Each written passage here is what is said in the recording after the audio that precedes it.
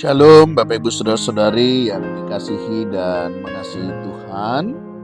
Kita bersyukur hari ini Tuhan memberkati kita. Sebelum kita membaca merenungkan firman Tuhan, mari kita berdoa. Tuhan, terima kasih, kami bersyukur Engkau memberkati kami sampai saat ini. Terima kasih kami boleh menjalani hari-hari dan semua karena berkat dan kemurahan-Mu. Sebentar kami akan membaca dan merenungkan firman-Mu, berfirmanlah dan biarlah kami mengerti apa yang menjadi kehendak-Mu di dalam hidup kami. Kami berdoa di dalam nama Tuhan Yesus Kristus, haleluya, amin. Ayat bacaan kita hari ini terambil di dalam kitab Hakim-Hakim pasal yang ke-6 hingga pasalnya yang ke-7.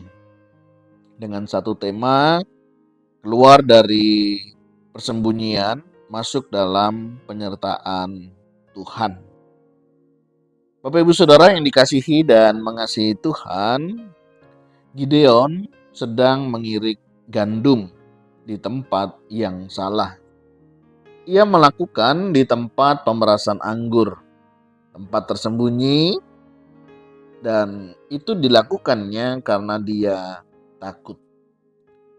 Ketakutan telah mengubah cara hidupnya dari yang seharusnya terbuka menjadi tersembunyi, dari yang seharusnya berani menjadi bertahan. Dan justru di tempat persembunyian itu Tuhan datang. Bukan dengan teguran, tapi dengan panggilan. Tuhan menyertai engkau, hai pahlawan yang gagah perkasa.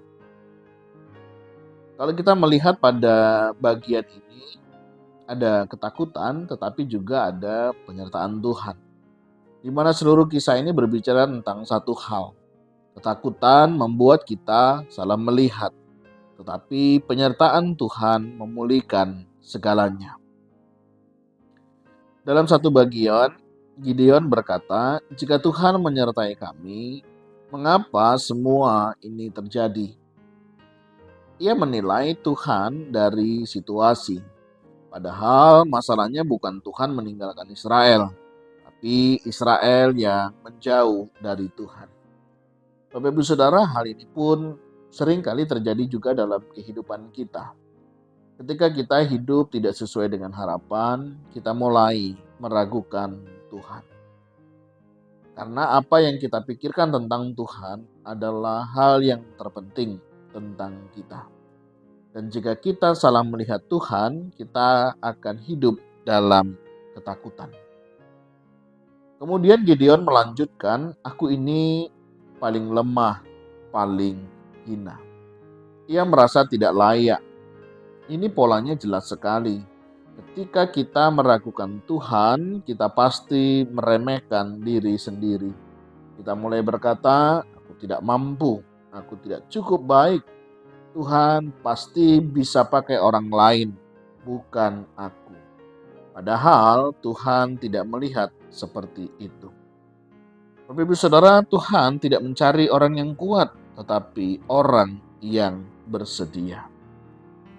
Sehingga Tuhan pun menjawab kepada Gideon dengan sederhana, "Aku akan menyertai engkau."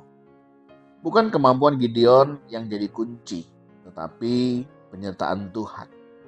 Bahkan Tuhan mengurangi pasukannya menjadi 300 orang, supaya jelas kemenangan itu dari Tuhan, bukan manusia. Bapak Ibu Saudara, Tuhan sengaja membawa kita ke titik lemah, supaya kita belajar bergantung sepenuhnya kepadanya.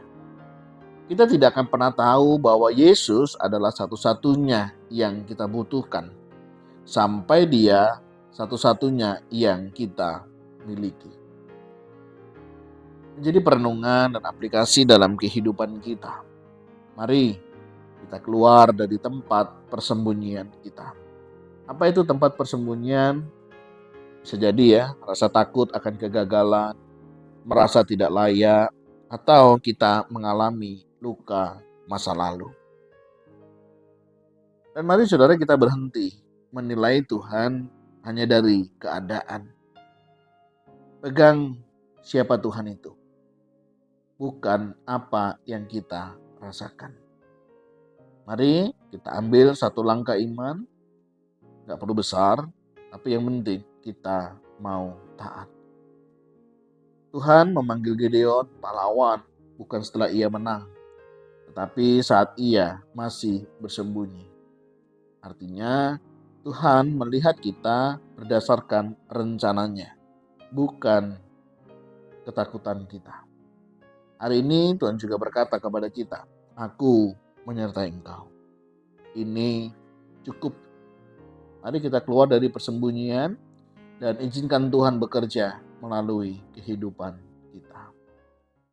Terima kasih Tuhan untuk firman-Mu yang mengingatkan kami bahwa kalau kami bisa, kami mampu melewati perjalanan hidup karena Engkau yang menyertai kami, bukan karena kuat gagah kami. Ampuni kalau hari-hari ini kami masih sembunyi dengan masa lalu kami, ketakutan kami, kecemasan kami. Kami mau keluar dari persembunyian itu dan kami mau datang kepadamu mengandalkan Engkau. Dan Engkaulah andalan kami dalam hidup ini. Terima kasih ya Tuhan, kuatkan teguhkan iman kami. Kami berdoa di dalam nama Tuhan Yesus Kristus. Haleluya. Amin. Bapak Ibu Saudara, demikianlah renungan kita hari ini. Kiranya Tuhan Yesus memberkati kita sekalian. Shalom.